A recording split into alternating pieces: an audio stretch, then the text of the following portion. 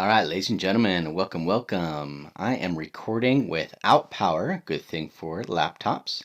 It is the crazy hot weekend. I don't know if you experienced it or not, but power shutting down, 116 degrees, crazy. All right, but let's be awesome. We can still rock our math. You notice I'm rocking Spartan hat, Spartan shirt, getting that grit mentality. Even though things are hard, we can still work and be awesome. Hey, what do you know? Let's ignore that. All right, lesson 6.1, relations and functions. So chapter 6 is actually going to be a really short section for us. We're not even going to do the full chapter, but it's a great introduction to graphing. And you have had experience with graphing already, 7th grade, elementary. You maybe even had plotting points, like there's two frogs on one lily pad type of thing, where you were focusing on all positive numbers. 7th grade, maybe a little bit negative numbers. 8th grade, we've got positive numbers, negative numbers everywhere. But again, we want to be able to focus on the idea of relations and functions. So it says work with the partner. So traditionally, we would be doing this with your partner sitting next to each other. It says how many outputs are assigned to each input. Describe a possible situation for each mapping diagram. So what I'd like you to notice is 12 is connected to 6. I kind of like to think about this as a dating scenario. So for 8th graders especially, you may have had a special romance. But again, dating idea actually helps you think about it. As silly as it is, it's good. So let's think about that. 12 is dating 6. 23 is dating 15. 30 is dating 20, 48 is dating 13. Now this is a pretty good scenario where each input goes to one output. So just keep that in mind. Look over here on part B. Ooh, look at this scenario. 10 is dating 0 and 10 is dating 1. Ooh, that's a cheater, right? That's not good at all. 11's dating 0. So we're not going to focus on 0, even though 0 is being a little suspicious. Let's focus on the X, the input. 12. 12 is dating 1 and 3. Not too good, right? 13 is dating 2. All right, so 13 is pretty good. It's the 10 and 12 that we need to be concerned about. Okay, so keep that in mind as we progress. Work with the partner, describe the pattern in the mapping diagram, copy and complete the diagram. So if you notice here, 1, 8, 2, 10, 3, 12. So if you notice, this is a pattern over here on this side. And we're saying that this pattern is increasing by 1, 1, 2, 3, and so on. Do you recognize the pattern over here? It can be addition, subtraction, 8 plus, yeah, our pattern is going to be adding 2. If we add 2, that's going to allow us to get 14, 16, 18, and 20. Excellent. Look over here. Pattern. Plus 1 again. Everything's plus 1. Checking it. Over here, 4/3 to 5/3, 5/3 to 2. Wait a minute, isn't 2 really 6/3? So if I were to say that my pattern would be adding a third, 4/3 plus 1/3 is 5/3, 5/3 plus 1/3 is 6/3, so this would be 7/3, 8/3, sorry, it's hard to write, 9/3, or 3, and then 10/3. Very nice. Again, you would be working with your partner to discover that if we were in actual live in-person school. All right, relations and mapping diagrams. So if you have your relation, which is a pair of input and outputs, you can go ahead and make your ideas connected by a mapping diagram, which is what we've already seen. Or we can also use our ordered pairs. And we're going to really focus on the ordered pairs, I believe, on day 2, so tomorrow.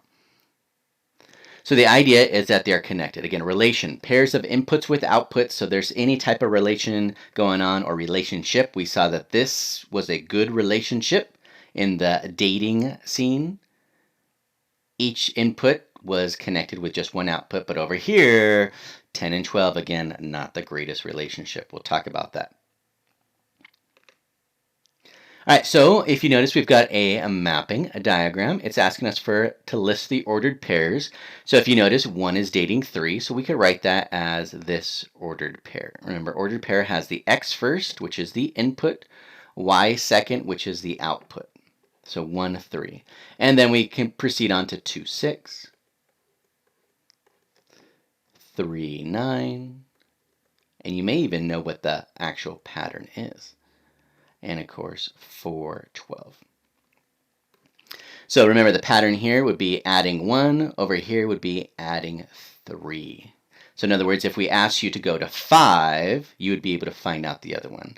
But if I asked you to go backwards, 0, 1, 2, 3. So if I went backwards, it's kind of like subtracting 1. So 0, what would the match over here be? Well, if I'm adding 3, I'd go backwards and subtract 3, so it'd be 0. So that means technically it would be 0, 0. Ignore that just showed up. All right, over here, same idea. The input goes first. That's the x. Output second. So the input, 0, 0. Oh, man, it gave you the results. Look at that. But what I want you to notice here is that 2 is matched up with 1 and 2 is matched up with -2. So again, that troublemaker right there is not behaving very nicely. We'll call them a cheater. And the reason we want to bring up that idea, as silly as it sounds, it will help us be able to figure out an important piece in just a moment. All right, we're going to skip that one. Okay, so this is what I was focusing on. So in your book, you can turn to page 245, check out the top. But what I really want you to do is determine whether each relation is a function. Now, the easiest way that I like to think about it, again, with students to help them understand is a good group of friends are going to have fun as long as there are no cheaters. Because, again, we're going to look at the input, x, and seeing how they are treating their special someone. So if you notice here, -9 is dating 0. -2 is dating 5, 5 is dating 10, 12 is dating 10. So even though 10 is a little weird, we're not focused on that. We're focused on the input, the x. So in other words, each person is dating one person. So again, we're not worried about the 10. It's always the input. So maybe we want to write this down. For a function, again, that is each input has one and only one output.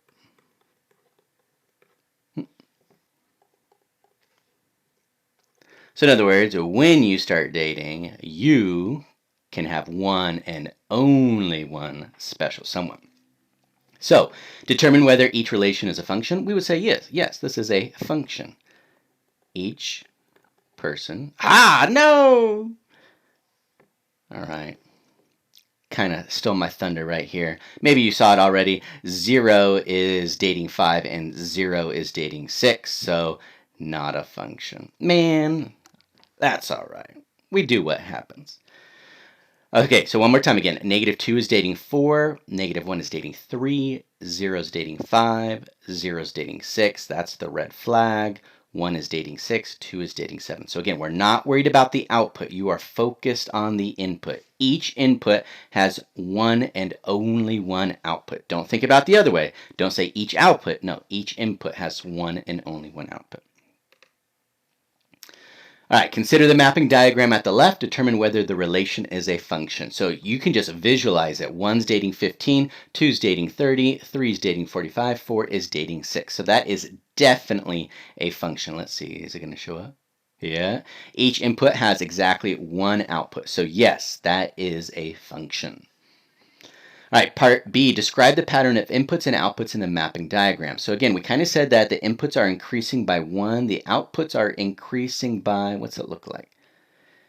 So maybe add 1. What would they be doing here? Add 15. Okay, let's see what they want us to focus on. Yeah, function. We're looking at the relationship. Get each and only one, each exactly one output. Oh, look, I'm psychic.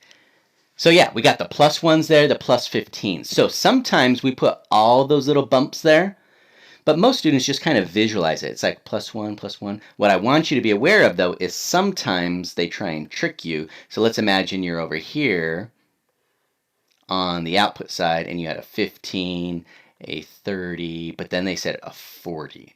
So that would be a plus 15 and then a plus 10. Now that's kind of a red flag, like warning, warning, warning, but it doesn't necessarily mean too much yet because you'd have to look at the other side. You'd also have to look at the input. So we'll talk more about that in a bit. But again, we got our plus 1s and our plus 15s there. Beautiful. All right, let you take a moment to determine if this is a function or not a function. Give me about 30 seconds.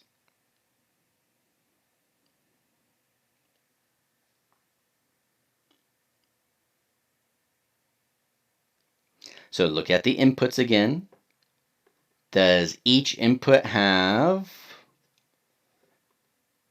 exactly one output, one and only one output? Each input has one and only one output?